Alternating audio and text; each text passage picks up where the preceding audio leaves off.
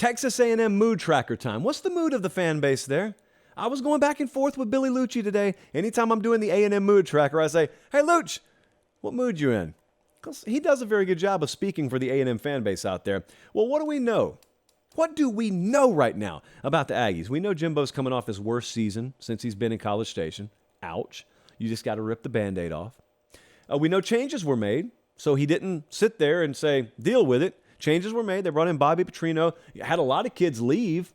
And I'm not so sure that was all subtraction by subtraction. There may be a little addition by subtraction there. We also know that they have not had a double-digit win season at Texas A&M since 2012. But they got a ton of talent. They've had it before. They got it again. With that in mind, I think the mood of the Texas A&M fan base could best be described as your turn, because that's exactly how I'd feel. If I lived down there in Junction, Texas, if you know, you know. If I lived in Junction, Texas, and I'm a lifelong Aggie, I have been passionate since the day I was born. I have been fully bought in since the day I was born. I buy the tickets. I am invested in every way you could possibly be invested. And not just that, I've had patience. I've had patience with this coaching staff.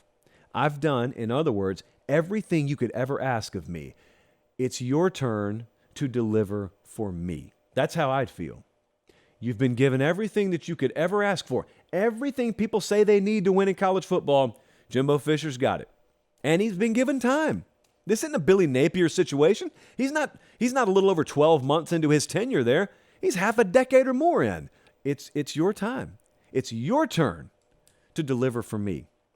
Now, what's the reason for optimism? Because there are reasons. It's preview magazine season. I have not gone and grabbed one yet because they're kind of like farmers' almanacs to me. But I have not seen what people are predicting. I will tell you this, though. There is reason for optimism there. They lost 5 games by 6 points or less last year. And we were doing Late Kick Extra. We were doing the Pate State Speaker Series with Cole Kubelik the other day, and we were kind of chopping up how important that stat actually is. Sometimes it's overrated. I think it always bears repeating, though. How many of the games you lost the year before were close? And then maybe you're Michigan State. Most of your losses were blowout losses. Well, that matters a little bit. If you believe in any kind of rollover effect, that matters. So they lost 5 games by 6 points or less. They were 3-2 against top 25 competition last year. They were 2-5 against unranked competition. Good luck making sense of that. They probably weeded out more pieces there that they needed to than people realize. They went for broke in that previous signing class. And I'm not so sure that they went about it the wisest of ways. Sure, they got the highest rated recruiting class of all time. But did they get the right pieces? Did they have the right gel? I don't think they did. A lot of those pieces are gone. And you may look at that and say, they lost a lot. Well, there's a difference in losing something and something not being there anymore. And I think some of those guys just aren't there anymore. I'm not saying that across the board. I'm saying some of those guys just aren't there anymore if you're picking up what I'm putting down.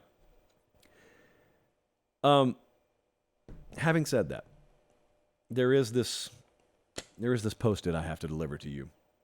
Because I've got some people, as I do the radio rounds, and this will only amplify more as the season draws closer, I've got some people who, when I point out that Jimbo Fisher went and hired Bobby Petrino, they say to me, okay, Josh, but yeah, they hired Petrino, but it's just one man. I mean, they missed a bowl last year. You really expect one man to have that kind of impact? Well, I'm not sure if he'll have that impact or not, but one man can have that big an impact if he's allowed to cook and he's given the proper ingredients. And I know the second half of that formula is there. Will the first half be there?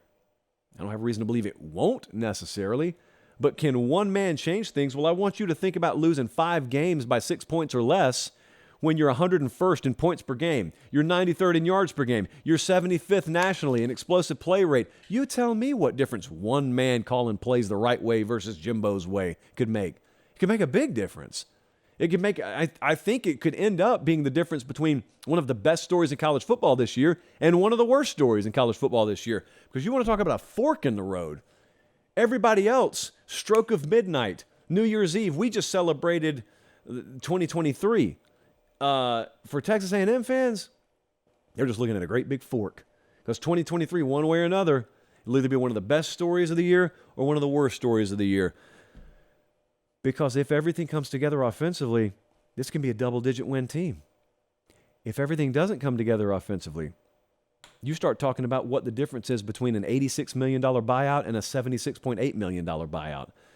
We do not play 162 games. This is not Major League Baseball. We play 12 of these. You lose a few of them close. You lose a few of them by 15 or 16 points for all I care.